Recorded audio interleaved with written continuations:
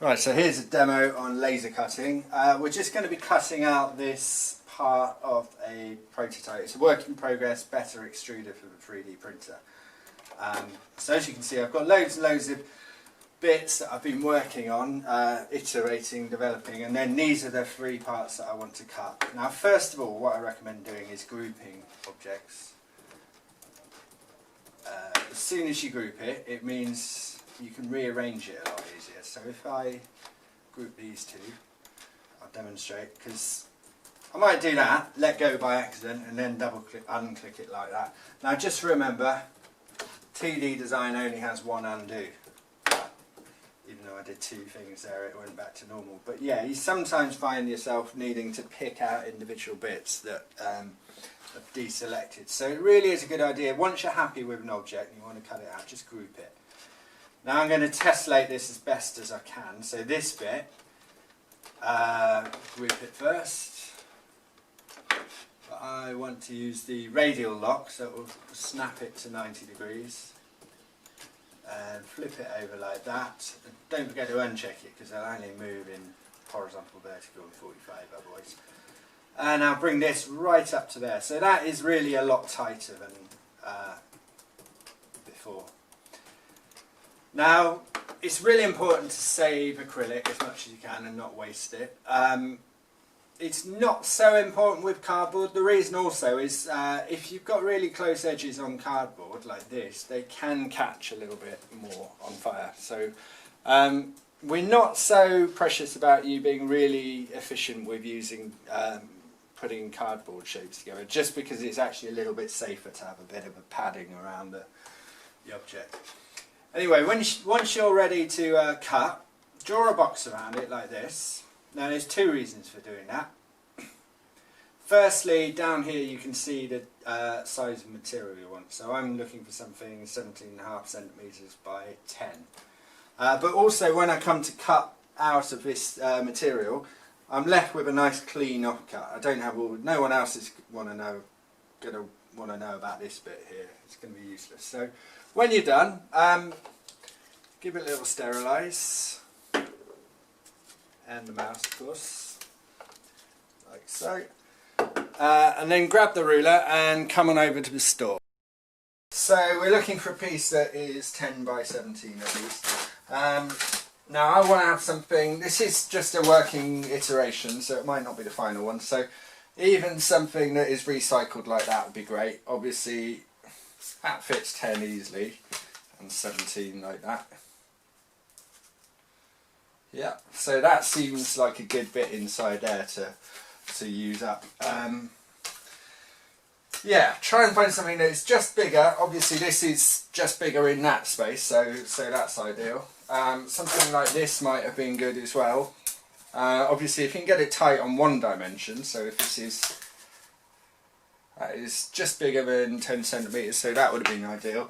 And then I put it in 2D design, the box cuts around this. Throw away that offcut, and then this is a useful clean rectangular bit that we can put back. Try and avoid putting back stuff like that, because apart from anything, this snaps off very easily, and these can be really quite sharp, so next person might cut themselves if they rummage through there.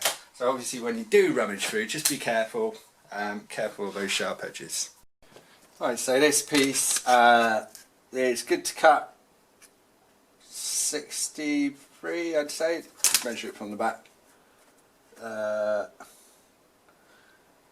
Yeah, if I knock that bit off anyway. Obviously when doing this, just careful not to cut yourself when knocking it off. So we're going to just move all of that lot, 63. It's written down in this corner, the first measurement. Just bring that up to 63, or thereabouts.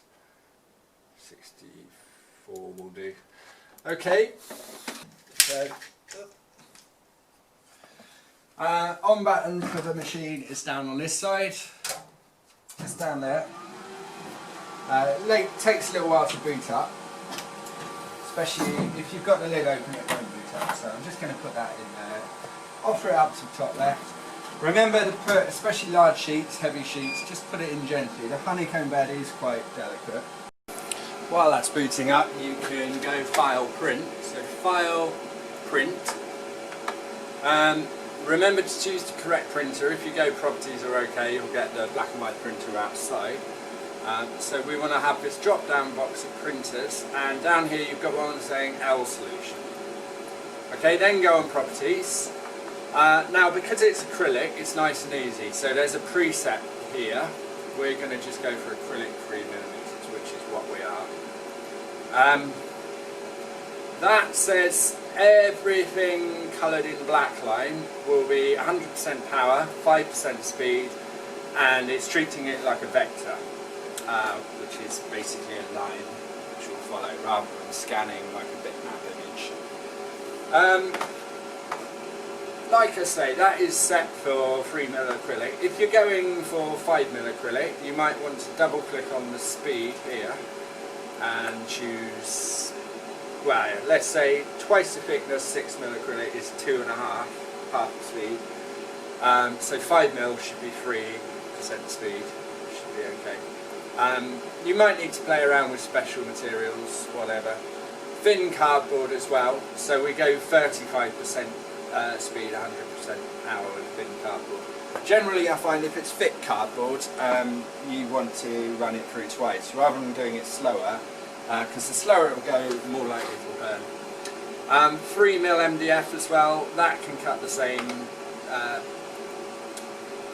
preset as acrylic.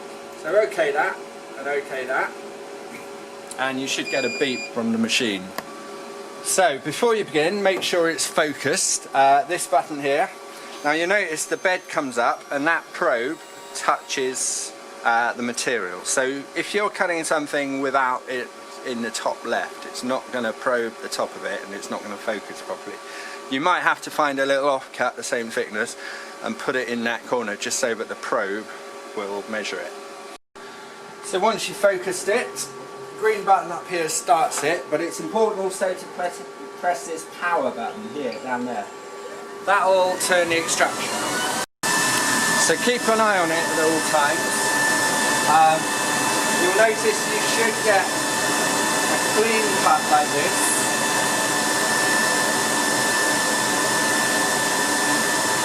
And a little bit of white smoke like so, and also occasionally you might have a little flame the size of a birthday cake candle. If it doesn't look like this, then you need to stop what you're doing straight away, because you might not have acrylic. A lot of other types of plastic like PVC, ABS can come in clear form, and it's very hard to distinguish them just by looking at them.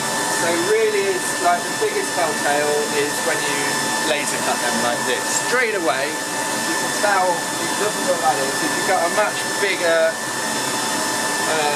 like kind of messy cut with loads of black soot, then it's not acrylic. Whilst it's running, so keep your eye on it at all times. You might just get something bigger than a birthday cake, especially if you're cutting cardboard. Corrugated cardboard tends to smoulder towards the edges, so if you've got something right up to the edge, it's more likely to smoulder away. There's a piece of pilot plastic here, which is why there's been stubbled out. Now normally it's just lifting the lid will fill the laser, and that alone is enough to put the flame out. It will just normally know. If it's still smouldering, just tap it just like that. I've never seen anything beyond that, apart from when a student's walked up and ignored it, and then we've got a slightly bigger flame. We might have melted plastic on this kind of. They're about 500 quid to replace, so it really is important to not let a flame get bigger than just a birthday cake. So stub it out with the fire blanket.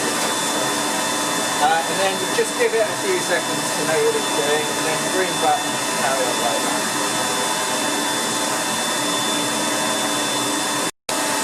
So when it's finished, give it about 10 seconds when it's finished, just for all the smoke to clear out of the bed.